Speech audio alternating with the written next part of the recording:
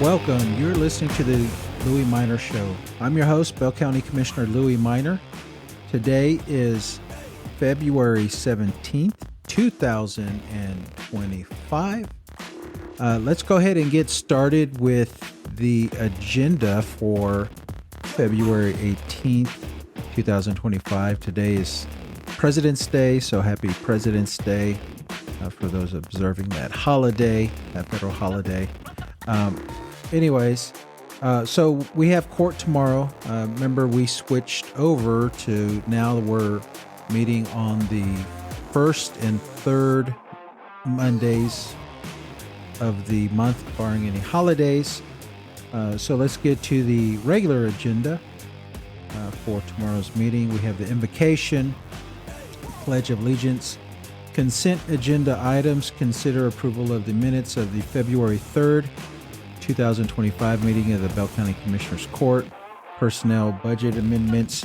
Then we have accounts payable, payroll, restitution, jury pay, and then we have consent agenda items as well. Consider approval of amending the Bell County space heater policy. Consider a resolution appointing a representative to the Public Power Pool Board of Directors. Then we have consider establishing an opioid steering committee. Consider appointing to the opioid steering committee. Consider authorizing the county judge to enter into a interlocal agreement between Bell County, Central County Services, and the City of Belton for the utilization of the Bell County Diversion Center. Next item, item F, consider authorizing the county judge to enter into an interlocal agreement between Bell County, Central County Services, and the Bell County Sheriff's Office for the utilization of the Bell County Diversion Center. G, consider a request submitted by the County Court of Law number 3 to increase grant-funded social work position as of 1/19/2025 using grant funds that are available from a 27-0168 or 01 68,079 to a 25703 70,562. And then H, consider authorizing a 2-year statement of work with Collaborative Solutions Cognizant utilizing Purchasing Cooperative NCPA number 1157 for a not to exceed amount of $149,436 for post-production support of Workday Finance and HR solutions using budgeted funds from Technology Services Department.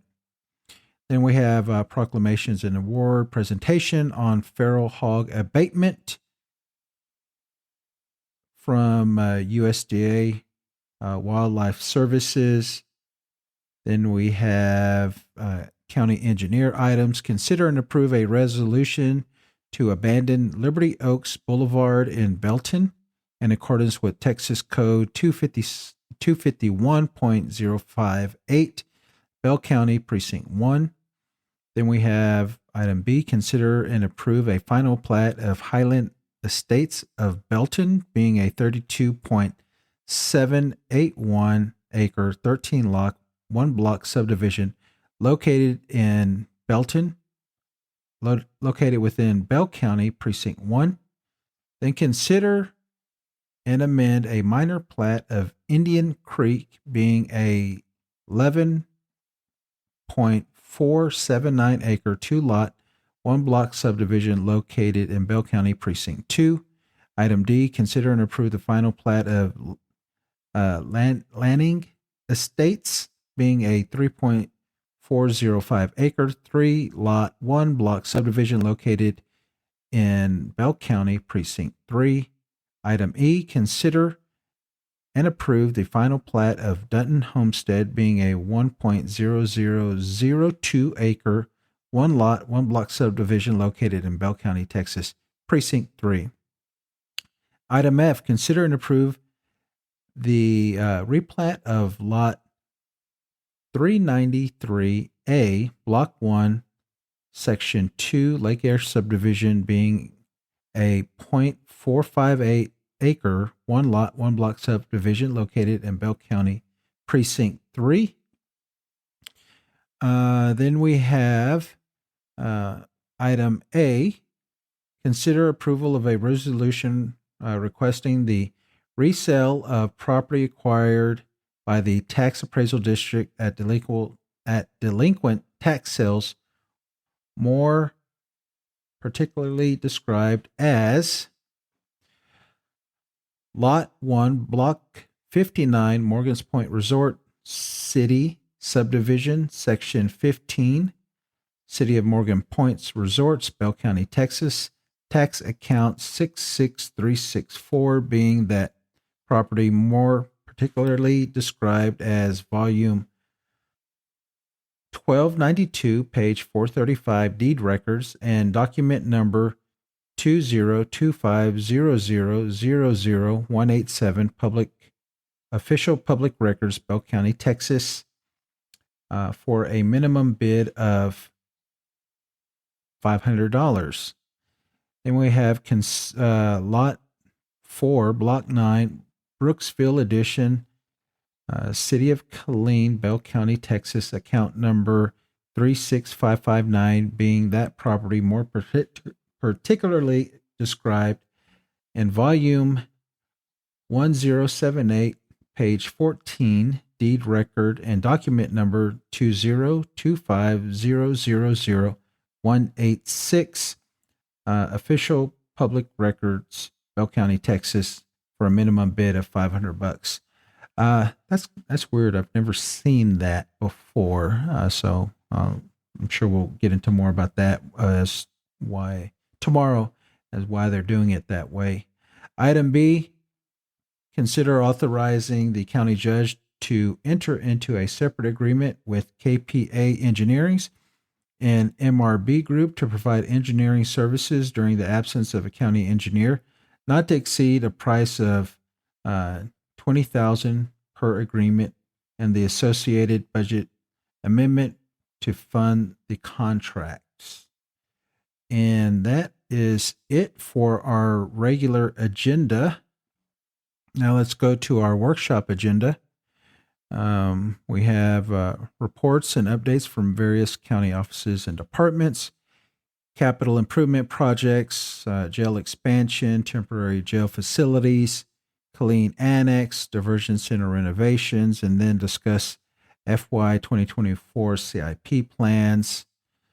Then we have discussed merit pay for Commissioners Court direct reports, county judge, discuss the request from the district attorney to add an attorney and investigator position mid-year. Then we have discussed requests by district attorney's office for an extended overlap period for their office manager position. The next item, the Bell County Sheriff's Office to discuss nominations of Dr. Gina Jensen, Commissioner Bobby Whitson, Sergeant Dustin Connell, Miss Pam Phillips, and Miss Anka Nagu, and Mr. Don DeCarme for appointments to the Bell County Animal Shelter Advisory position. This item is proposed for the March 3rd, 2025 court agenda. Contract management. Then discuss interlocal agreements, ILAs, and ETJs, extraterritorial jurisdiction. Next item, discuss accepting infrastructure and Texas Commission on Environmental Quality authorizing municipal utility districts, Commissioner Whitson. Then discuss the abandonment of right-of-way for a monument sign island, Commissioner Minor. And then finally discuss adoption of Texas Tax Code 1136, child care facilities, Commissioner Louis Minor. That is everything that we have tomorrow. Then we have February 18th through the 20th, Tuesday, Thursday, 2025 annual VG Young Institute School for County Commissioners at the Brazos County Expo in Bryan, Texas. And then the 20th, we have a retirement party for Suzanne Camus for Killeen Workforce Solutions in Killeen. So that is everything we have tomorrow. Busy day for court. And then right after court, we got to go to College Station for our commissioner school. So busy day tomorrow. So I want to follow up on last week when I was talking. I said we were going to go over local council races and stuff. I didn't get a chance to do that, which was fine because the filing deadline was on Friday, on Valentine's Day. So now the filing period is closed, and we know who is on the ballot and who is not for our local races that affect the west side of the county. So let's start with the city of Killeen. So in the city of Killeen, there's going to be, on top of our city council races, there's going to be two special elections as well. One is the bond election, and then one is a recall election. But before we get into those, let's go ahead and talk about our city elections. So these are district races. So there's 4 districts in the city of Killeen. The incumbents are Jessica Gonzalez for District 1, Joseph Solomon for District 2, Nina Cobb for District 3, and then Michael Boyd for District 4. So as of now, District 1, we have a lady who is challenging the incumbent. Her name is Sherry, and I believe the last name, I'm probably going to butcher it, Valpicella. Sherry Valpicella. For District 2, challenging incumbent Joseph Solomon, we have a Verlin Valentine. District 3, Nina Cobb has 2 challengers. We have Patsy Bracey, who will be challenging Nina Cobb, and also James Sills will be challenging Nina Cobb. Patsy Bracey, from my understanding, according to her Facebook, she was going to withdraw her nomination, but as of right now, it is on her. It's on the city's website. And Mr. Sills, I know Mr. Sills. He's been an advocate for improving conditions at Featherline and Chaparral, and seems to be a advocate for the community on that. So we'll see if that advocacy will transfer to getting elected. We will see. And then for District 4, there's actually 4 candidates, 3 additional candidates challenging Michael Boyd.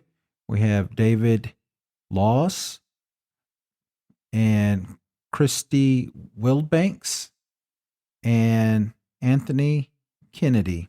All of those will be challenging the incumbent. So that's going to be a busy race there. Also, I had mentioned there is a bond election. So the bond election will be for a new city hall at an estimated cost of $155 million. That's what we will be voting on. And according to the city's website, impact to property owners, I guess this is going to be Proposition B. Proposition B would not affect residents 65 years of age or up. The average homeowner in Killeen would see a 2.3 cent rate increase in 2027 to fund the design and engineering phase, which would be $4.32 per month. In 2030, the rate would increase by 8.5 cents, which would fund the construction phase, which will be $15.94 per month to the average homeowner in Killeen. The average home value in Killeen is $225,000. So on average, I guess you would add those two numbers together.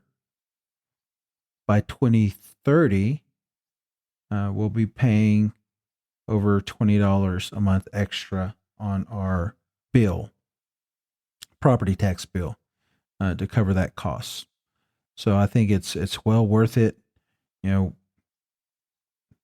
you'll waste $20 a month doing crazy things. You know, getting a cup of coffee, going out to eat, playing bingo. So $20 a month is not the value there far exceeds the $20 a month. So I'm going to be supporting this. The city needs it. It's part of our downtown plan, and well past due. Well past due. The other thing that is going to be on the City of Killeen election is a recall election for District 4. Let's see. Melissa Brown, former city council member for District 4, or I'm sorry, I think she was at large.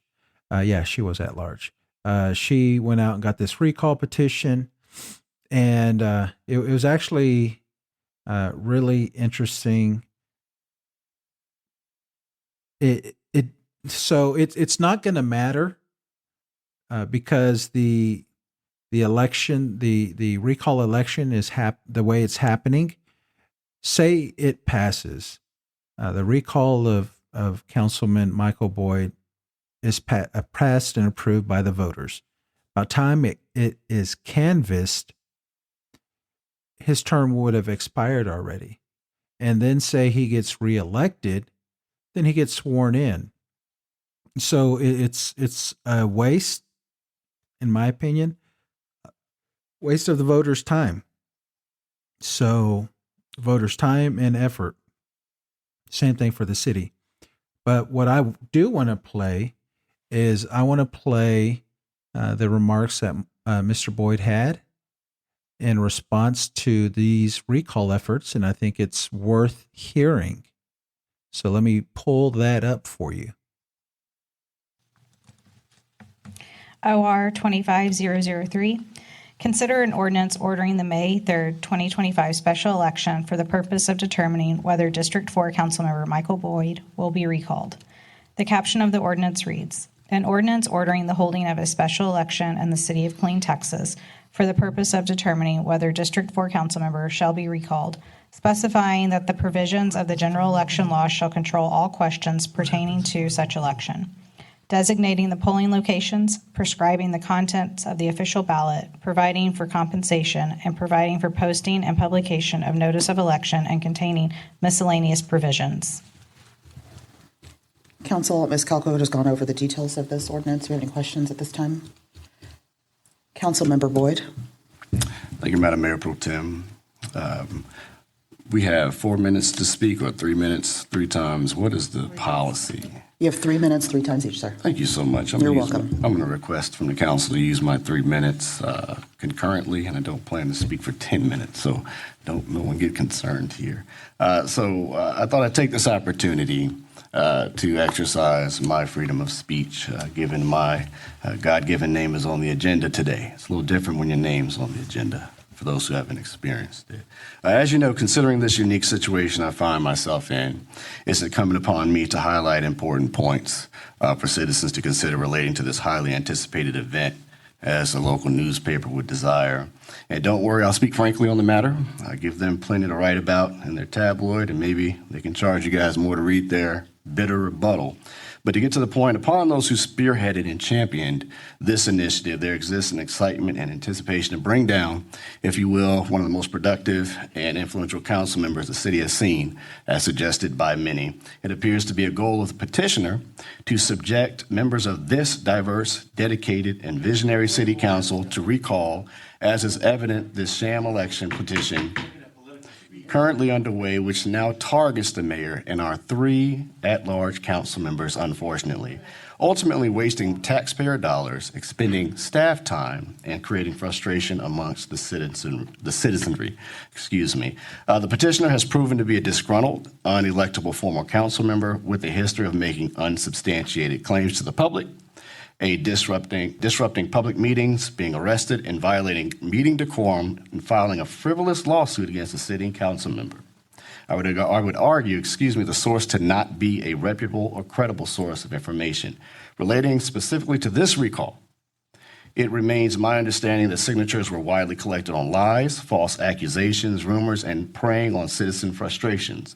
For example, using the construction of Bunny Trail, a totally unrelated petition item, as a catalyst amongst others to rapidly collect signatures. As everyone may recall, a citizen residing along Golden Gate Drive stood in front of this council and stated their interaction with a petitioner who stood at his doorstep rattling off unrelated citizen petition items in effort to gain his signature. Again, consider the source. Number 2, consider the narrative. The local newspaper, whose coverage of City Hall has become hazardous, would have readers believe that the District 4 council member is absolutely deserving of recall, providing readers with a plethora of misinformation. With the City Hall reporter's seemingly close relationship with the petitioner, coverage of this recall has become increasingly biased and unbalanced. I noticed the local newspaper has continuously printed unsubstantiated stories and rumors unrelated to this item stating in the original recall, only just to justify them with phrases like allegedly, likely, and my understanding. One example is an incredibly unsubstantiated story about a perceived conflict of interest relating to my commercial real estate work. I've also noted how my name is consistently printed so conveniently as Councilman Michael Boyd, who is also facing recall in May. In the attempt to rebrand my efforts, I detect the seething tone in these articles designed to mischaracterize myself as an elected official. There's no stories to highlight all of the great improvements I've brought to District 4 with the support of the City Council or the effective advocacy on behalf of my constituents over the past several years. Just a continued approach to sway voters into recalling a clean council member. Again, consider the narrative. Consider the facts. The petition specifically accuses the District 4 council member of the following: willfully and intentionally ignoring and disregarding citizens, putting the safety of the public second, not following the comprehensive plan, public disrespect and silencing of citizens. In addition to the 4 statements being totally subjective, they're vague and not suggestive of how I perform as a leader. Furthermore, there remains no specific reference to evidence as substantiated reasons for this sham recall. Again, consider the facts. And the last part of my statement, as a perfect example of the newspaper misleading the public, and this is important, it should be made unmistakably clear that the voter approval of this recall would carry no weight on my current service or future service to the city of Killeen as a council member. Again, pass or fail, this recall will have zero effect on my service as a council member. This is because the petitioner effectively failed to submit those signatures by the proper deadline, affording myself the opportunity to serve a full, complete, entire term. For this, I would argue God was in my favor. Again, consider the reality. Ultimately, a myriad of citizens, constituents never believed my name should have been associated with this recall, many of which reject the understanding of its existence. With everything said, and in acknowledgement of the recall election process outlined in the city charter, I make a motion to approve OR-25-003. Thank you. So, forceful rebuttal by Councilmember Boyd. think well said, well deserved. He definitely needed to speak the truth, and I think this council, a full minority council, there are no. There's no one that is white on the council. It's all minority council. Has been under attack by former council members and other members of the community that all happen to be white. And I mean, that's just an observation, and it's the truth. So take that for what it is. Now we'll get to the Killeen Independent School District races. We have District or Place 1, Brenda Adams, current board member. No one filed to run against her, so she will be reelected. Then we have Place 2, incumbent Susan Jones. She drew an opponent, Brianna Sunshine Harrelson, who I believe ran the last time. And then Place 3, Oliver Mintz. He'll be running for re-election, and longtime advocate for schools, district, the children, and good Democrat, Lan Carter. She'll be running against Oliver Mintz in Place 3. So that is what your ballot is going to be looking like here locally. You'll have some options. And I think the biggest thing will be looking for is the recall and the city council races. Now, just a little bit more on the city council races. From my understanding, one of the persons or two of the people that are running are on the, I think they're chairs, precinct chairs for the Republican Party. So that just goes to show you that I think the Republican Party, local Republican Party, is taking interest in our races of what's going on over here in Killeen. Remember, Killeen is a strong Democratic stronghold. Every elected official at the county level is a Democrat, and we're only expanding we're expanding east. So, I think there's some interest for them. By them, I mean the Republican Party wanting to stop that eastward expansion. But it's going to be hard to as more and more people come to Bell County. We will continue to engage with our voters and get them to come out and vote. So this will be a good test, and we'll see. May, first Saturday in May. That's when the elections are. So we have some time to learn more from our candidates. I think Killeen Daily Herald are already interviewing candidates and getting some information out. I did watch, they did a interview with Oliver Mintz, and I'm going to have to critique the paper a little bit that they didn't even bring up school vouchers and see if, because school vouchers will affect our school districts. It'll be taking money out of the system, and they needed to get his opinion on that, the incumbent's opinion on that.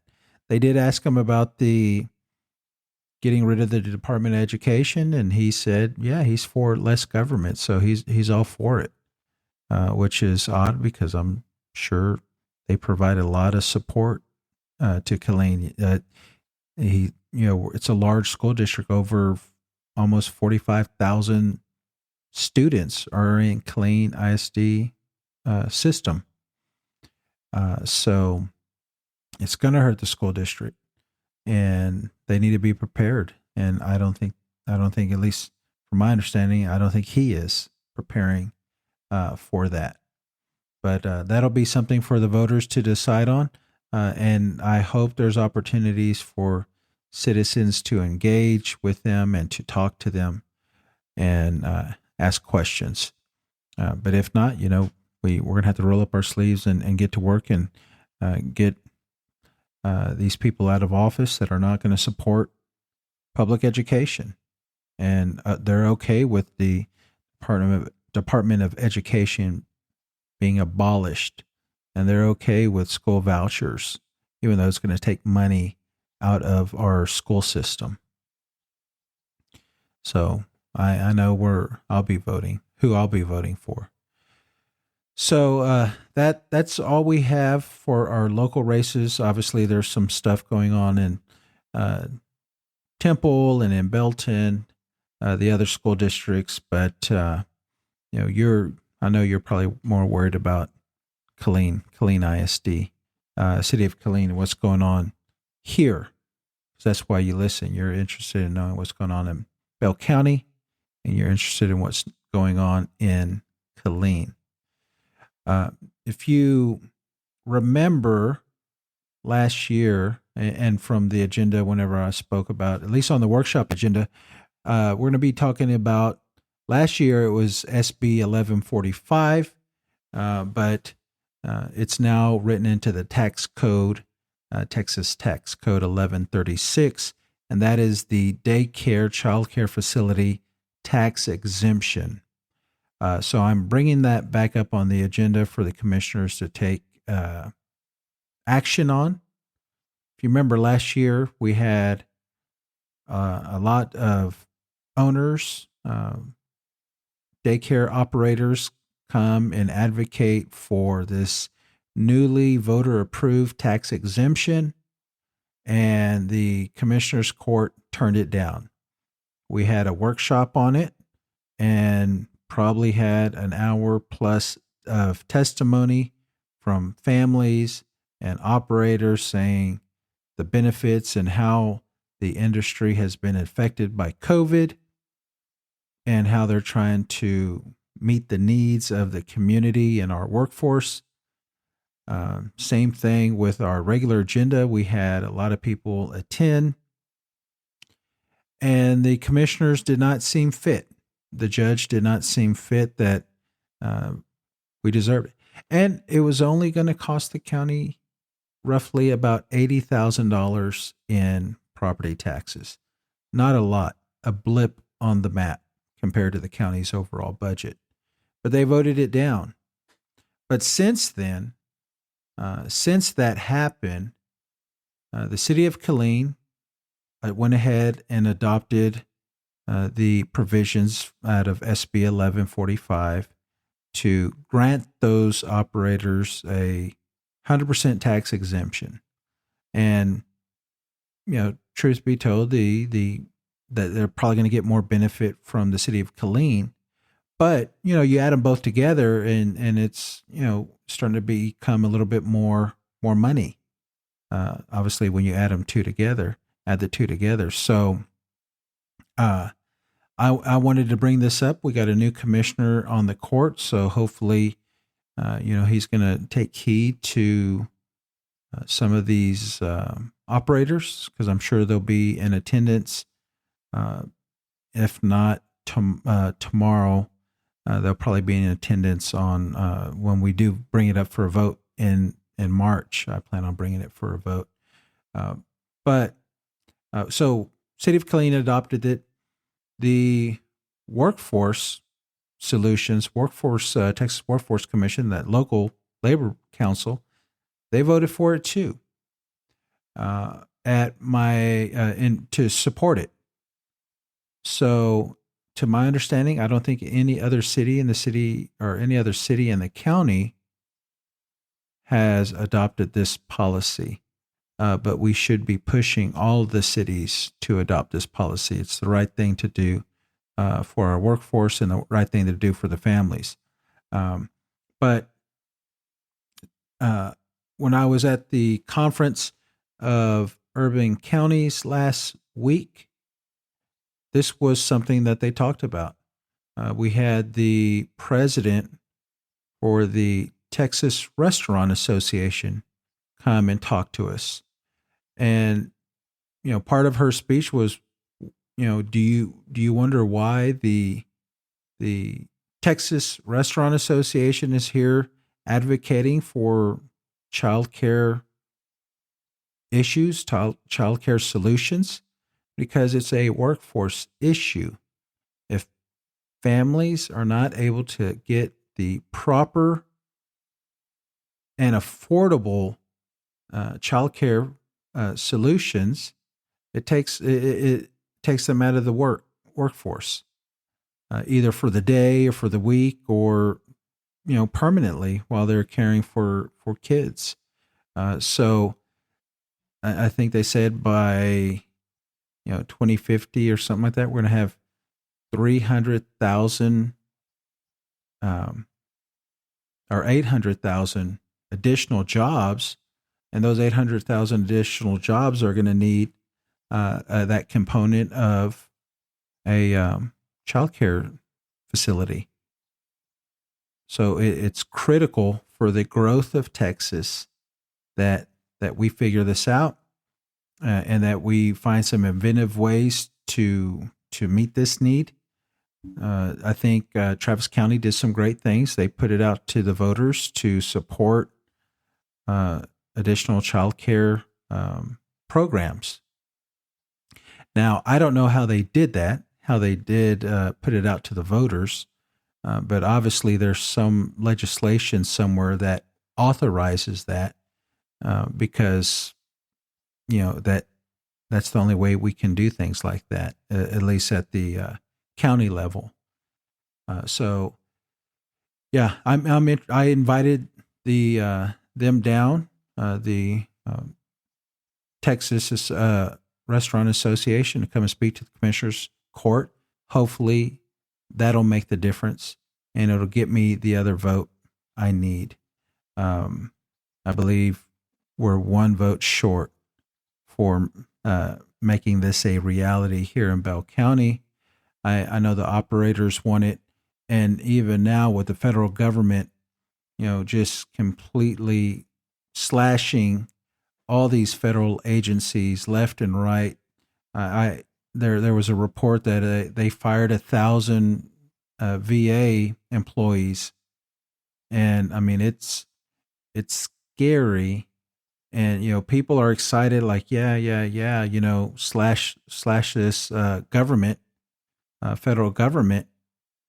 But once it starts trickling down, and once we start facing realities to what these cuts are doing, they're just cutting, all at once. No real decisions and a precision on who, what, when, where, why. They're just cutting. And we're not going to know what is being dropped, what is being missed. And it's going to take years to right this ship. I think 75,000 federal employees have taken the buyout, the quote unquote buyout that the president may or may not be authorized to give, or Elon Musk, the one who's doing all these cuts at the behest of the president. But this is not the way federal government works as we know it, how it's been all this time. So interesting times, trying to figure everything out.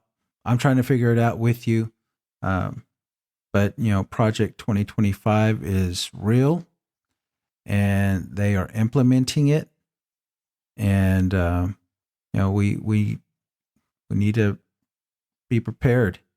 Be prepared for everything. But anyways, I'll go ahead and wrap up the show. I will be at the VG Young School for County Commissioners for the rest of the week. And then I'll be getting ready to go to the National Association of Counties Legislative Conference in Washington, D.C. the following week. So I'm excited for all the opportunities to learn and to travel and to network with commissioners from all over the country and see what good ideas I could bring back to Bell County. So thanks for listening, and we will see you and hear from you next week.